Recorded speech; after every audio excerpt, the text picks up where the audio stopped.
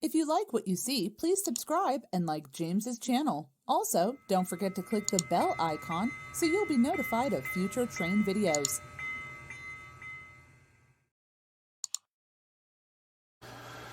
Well, hey guys, welcome back. I ordered this before I tore down my layout, but we're just now getting to it. This is a Bachmann White Pass and Yukon On30 set. I had a lot of viewers ask me about On30, and it's basically an O-scale narrow gauge train that runs on HO track. Now, where did I get that information? I have no idea. But we're going to take a look at this on our module that's left.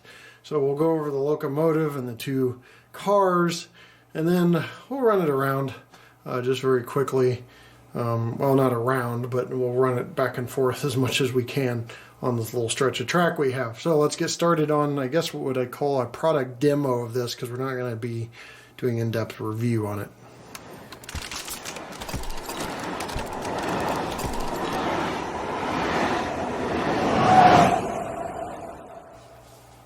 Alright, now this set comes with a 56-inch by 38-inch oval loop of nickel silver track.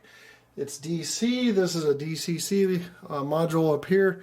So I've disconnected it so we can at least look over the details of this, and then we'll actually run it out on the loop of track out in my main basement that you don't usually see.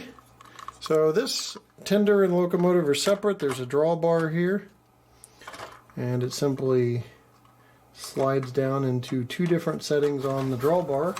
Alright, so just going to one pass the locomotive here due to some time constraints, but there are quite a few details that you might want to take a look at. Got an LED headlight mounted in the high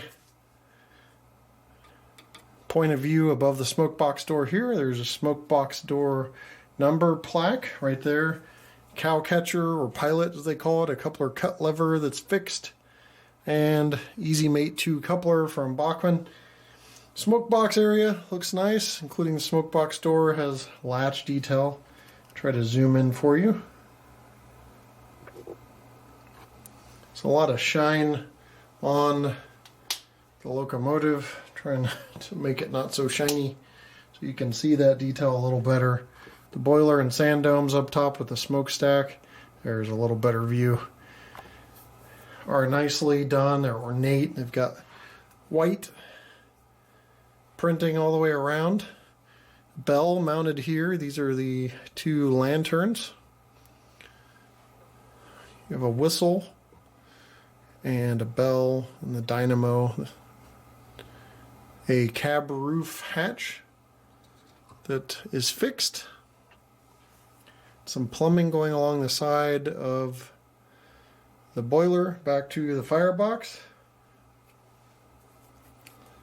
And then along the side you've got the side rod detail down here and the white wall tires.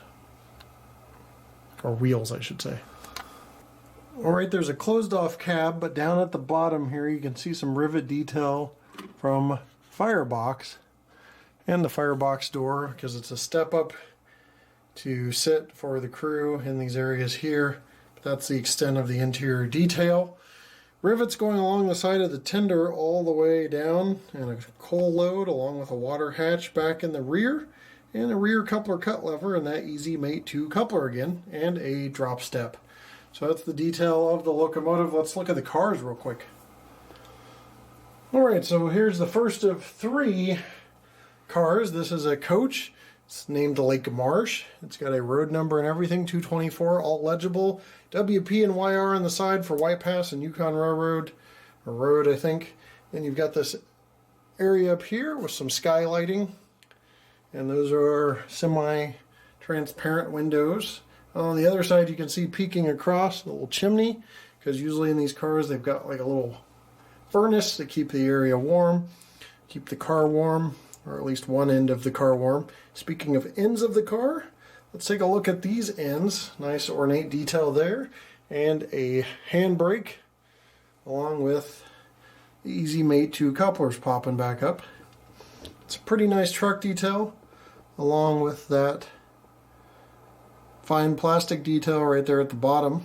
That's kind of being disguised by the rail right now. I'll point it out by putting my pointer behind it. Very free rolling cars. And even some nice window detail as well as we get to this end. Some ornate window detail on that end. And the brake wheels and everything are from both ends. And there are end detail doors as well. Kind of with these cramped quarters, it's hard to see.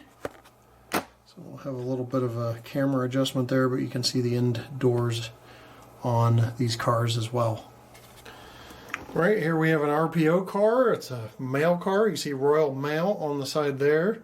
The WP and YR again, a different car number and a different configuration, but the same detail we talked about before, so I won't sound like a broken record here. Just wanted to show you the difference in the two cars with the window and door configuration. That door right up there on the front is access for easy baggage and mail removal. So just slides right open. It does not actually slide open on the model, but the real thing would slide open, allow the mail and any baggage out and in. All right, last but not least is this other coach car. This is Lake Atlin and another road number 218.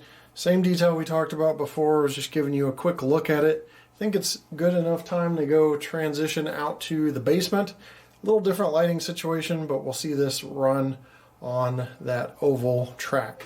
All right, this is kind of the lowest I can go on this tripod setup, but I did want to show you the controller. You have direction up top, status light if you have power here.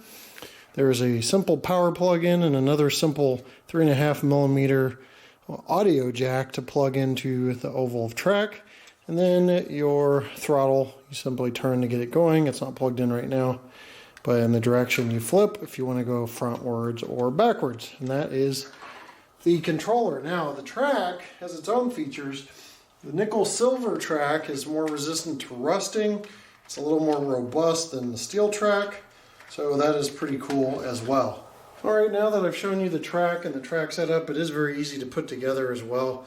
I'm going to go ahead and move this and change directions, but you can see it's slow speeds. It moves pretty good for DC. It's just making its way around. Cars aren't lit or anything, but the headlight is lit. I'll try to get an angle where you can see that better. All right, I'm going to move the locomotive kind of at a faster speed so you can see the headlight with DC. It intensifies the higher speed you get.